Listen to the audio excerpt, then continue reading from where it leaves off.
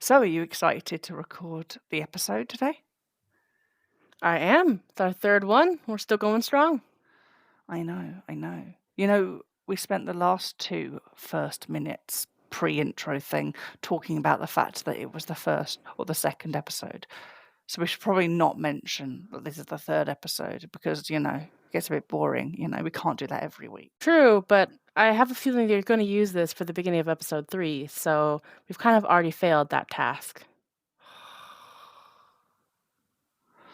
All right, just roll the bit where I start talking with music.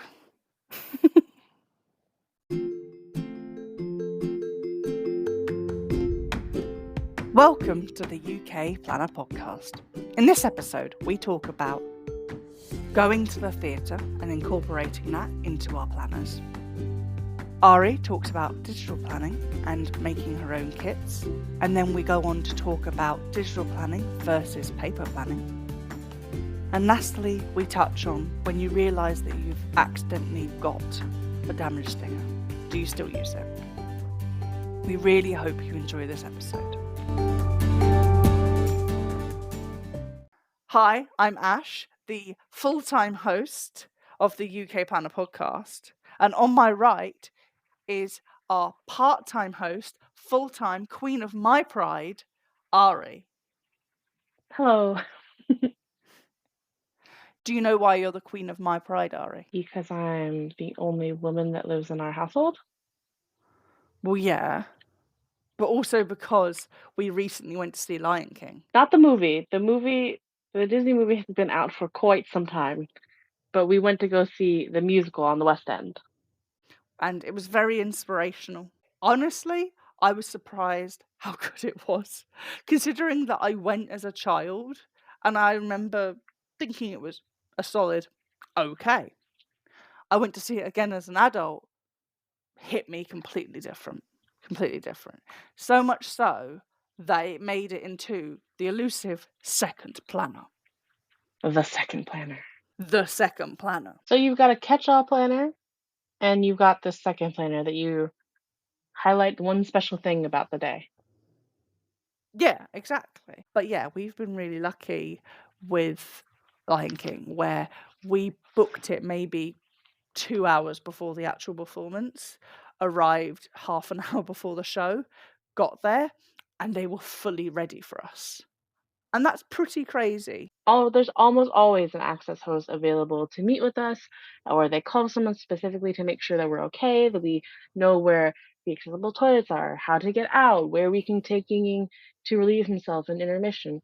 But because this was something very last minute, I hadn't prepared any kind of planner spreads or anything. So I actually ended up having to make the planner spread that represented this day the day afterwards, which kind of works because sometimes we do make things when we're going to a special event beforehand, but sometimes it works better actually to do it after because then you can pick up things like leaflets or mementos from the day and actually incorporate it into your planner spread. Yeah, even when we were at the show, I saw the leaflets that are meant for folks who are like gonna buy tickets or hopeful to buy tickets. And I wanted to get one, and I realized that the glass partition was there as I was reaching for it. So I felt super awkward, but the access host was so sweet and still got us a couple, so we were able to take them home to be able to put into our planner. And that's the one thing that I really enjoy is putting different ticket stubs and leaflets and things that we attend into my journal so I can keep those memories and have a place to put them all. Yeah, you've become a lot more of is it a junk journaler where you use items from our day actually in your planner spreads. Like when we met, obviously you had your custom planner spreads that you made for yourself. Like you made your own custom kits. I think it's because I at one point took a catalog of a bunch of the stuff that I kept because I think a lot of people have like the keepsake boxes where they keep ticket stubs, flyers from things they attended, all that kind of stuff. And I saw just this big box of all this stuff that after being inspired by you, of course, and other folks that I'd seen their spreads, I decided to start putting them in a singular place. And it allows me to look back on that date and know that's the day that we went there. That's how I was feeling. That's what I thought of the show. I think that particularly started when we went to the Fringe Festival in Edinburgh because had seen so many shows and I wanted to keep track of everything we were seeing. Yeah, I don't know why I don't do that myself. I think that for various reasons, I've just kind of phased that out of my life.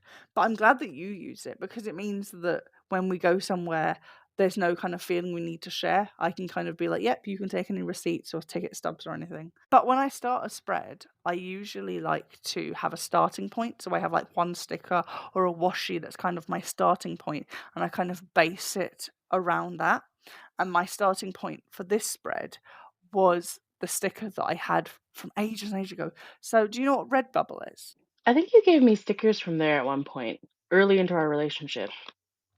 Yeah, it's a website where people kind of upload their designs and like Redbubble will print it onto like a t-shirt or onto like other kind of like furniture or stickers. So I have this sticker that I used as my starting point that was from Redbubble, and it was a Lion King themed sticker from about 4 or 5 years ago, and I've just had it kinda, like, lying around, and I was like, "Oh, perfect." Like, I knew I had this sticker, and I was like, "Oh, I'm definitely gonna use it," and it's, like, this quite big sticker, it's about the size of my palm, and I put that in the corner, and I kind of then used the kind of the yellow and the red from that to kind of lead my way. Yeah, and I think it ended up turning out really cute. And when you don't really know what you're going to do with a spread, picking a focal point like a washi or stickers the way you do kind of brings things together and gives you a starting place. Yeah, and I kind of did a really nice thing where I had this washi, which I don't know where I got it from. I remember buying it, but I cannot tell you where I got it from. I remember buying it because I was like, oh, I need more kind of yellow washies. I like to have a lot of washies that are either rainbow or one of the seven colors from the rainbow to kind of easily make rainbow spreads. And it's like, it's this yellow washi with red flowers, and I have no idea. I know that, like, I bought it from somebody at a planner event. I couldn't tell you, like, whose shop I got it from, though. It's a really lovely washi. It is a really pretty washi. Personally, I do prefer it when shops put their logo or their brand inside their washi cardboards just so I know where they're from. Otherwise, the stickers that come out on the outside, I will try to save those to put them in my planner when I use the washi for the first time, just so I actually remember where it's from. Because I like to be able to tag shops and like give them credit for their work and also promote shops that I like. When it comes to having spreads around events, I do look for a washi or some kind of sticker that goes along with it just so I can theme my spread to the show that we've just seen. It's such a special thing. You spend so much money and effort to go to the theatre that, of course, you're gonna want to record it in your planner. But I'm always really intrigued when stagey people have planners, and I know that there's, like, a few Instagrams of people who their whole planner is just stagey stuff, which is amazing. I love it, and I think that it's really great when somebody takes the spirit of a performance and puts it in their planner. Yeah, which is definitely really hard to capture, but I have really enjoyed seeing your spreads based on the shows we've seen. I think that because I've now been planning for about 5 years, that I'm now reaching the stage where I can look back at my spreads and enjoy them not only when I make them, but reflecting back on them. Yeah, I really like being able to look back on my old spreads and kind of re experience what happened. So even if I get a little bit behind on my planner, I try to go back and memory plan. And I think it's incredible that this piece of time is frozen on this page, and it makes it so worthwhile.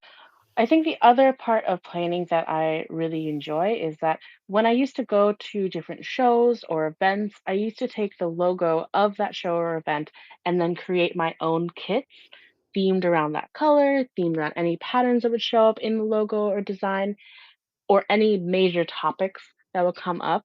And I would print, cut, and have my week or day be around that kit. Now, because I don't do that as much anymore, I use my digital planner to do the same thing where I will color pick and I will take out different elements or thematic things and put it into a spread in my digital planner. I think that's the good thing about digital planning because with digital planning, you've got the freedom that you can kind of change colors of boxes and things if you're making your own kit as part of your digital spread. Obviously, you wouldn't adapt somebody else's art that you've, purchased or that they've given out for free. And I especially like adding photos to spreads to look back at those memories. I really want to get one of those little machines that print out photos from your phone, but since I don't have one of those, in my digital spreads, I do like to add photos to keep those memories. But with paper planning, for example, if you're wanting maybe a color that matches a sticker or a kit, it's very hard to find it, unless it's all from the same shop or, your pen happens to be perfectly, color matching. There's been times when, like, for example, I've written in a pen thinking, oh, it's going to be, a very similar color to a kit. And it's not, the color on the outside of the pen does not match the color on the inside of the pen. Hence why I think, doing pen swatches really saves that kind of heartbreak. Also, when shops have digitals, especially if they are kits, but they may not be kits with boxes and things like that, but more of an aesthetic, when it's digital planning or when I'm designing my own kits, I can color pick and make sure that everything matches perfectly and make sure I have the boxes that are the size that I would use and to the margins and width that I want. So there's a lot more flexibility when it comes to that. I know that I am guilty of saving something because, oh, it's just too pretty to use, or another time where it's going to be even more perfect for that particular spread. With digital planning, especially with the shops that have digital characters and icons and all sorts of stickers, kits, and things. I can use it as many times as I want to. Once I've paid to have access for personal use, I can use it every single day for a whole year if I wanted to. So I think that I'm definitely more, I guess, heavy handed with stickers that I'm using in my digital planner than I am physically in my paper planners, just because I know I can reuse them. Heck, I could even print them off myself if I really wanted to and use them in my paper planner and then print it again the next time I need it. So there are definitely pros and cons. I will say that with digital planning, I do really like that for the cost effective nature of it.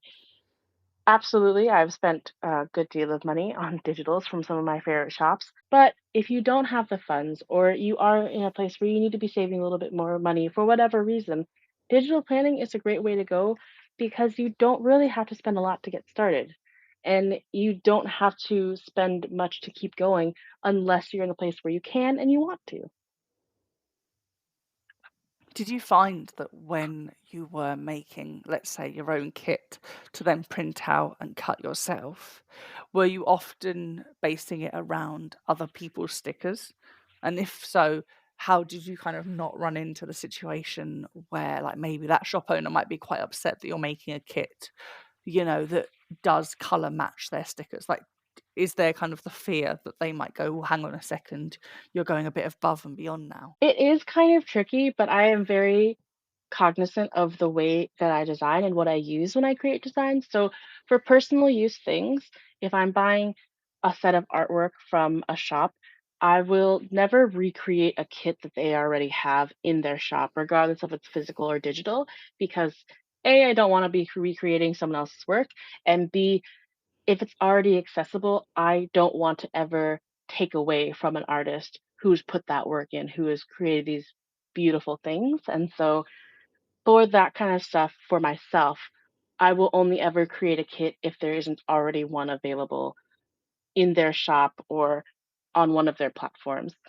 When I'm doing something for someone else, because I have gotten a few commissions here and there, I only ever use things that I have paid for a commercial license. So separate from like a couple shops where if you buy their digitals, you get a little statement that says this is for personal use only. Please don't redistribute. For all that kind of stuff, I'm very strict on that is only for my own use. I do not sell, give anything like that to other folks that have not personally purchased it for themselves. But for other things, like if I paid for a commercial license to use some clip art, I will use those.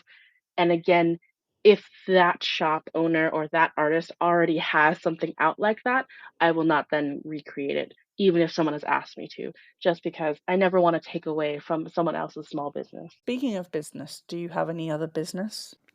Okay, question for you. If a sticker gets damaged, like if water gets spilled on it or something happens, Do you still use that sticker? Do you throw it out? Do you keep it? What happens? See, if it's damaged, I'm more likely to use it sooner and then kind of like try and repair where the damage is. Like if it's ripped in half, I'll try and place them together. If like a chunk of it's missing, I'll try and kind of draw where that was.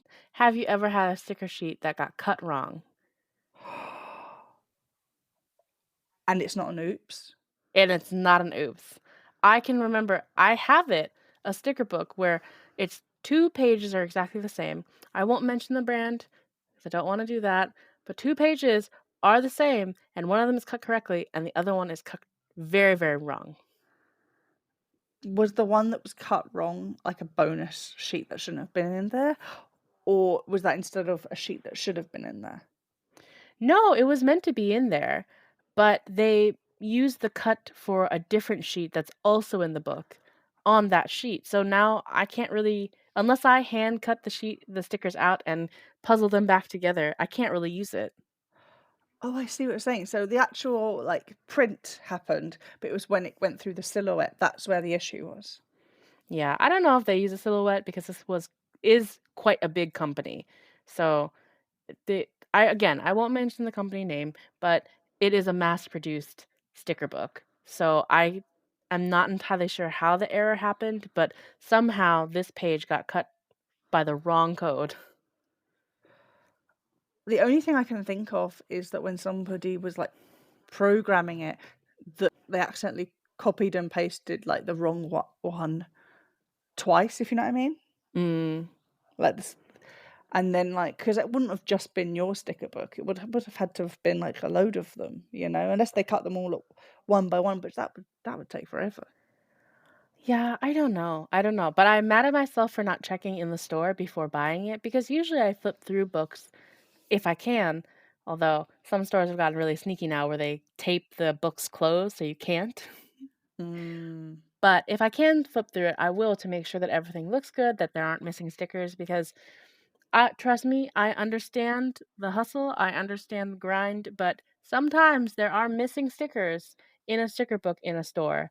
And it makes me sad, but it also makes me check books a lot more thoroughly. Well, thank you for talking about all the business. Meeting adjourned, All right, shall we end the podcast there? I guess. Well, I think that's everything. It's amazing how many people have now tuned in and listened, and we can actually see the people who have started back at episode 1 and then gone on to episode 2. It's amazing, and we really appreciate every single person who takes the time to listen. Yes, thank you so, so much for joining us. If this is your first episode with us, if you've come back from other ones, thank you for being here. We are so grateful. And please, as always, don't forget to check out the shops and events that we've mentioned. Everything else we link down below, as well as on our social, the UK Planner Podcast on Instagram. Please feel free to comment, message us, reach out. We'd love to hear from you about your thoughts on everything we've talked about today and anything else you might want to say. Thank you so, so much again. And we hope that you'll join us again next time. Thank you so much. I hope that your washi is straight and that your stickers go exactly where you want to place them. Bye. Bye bye.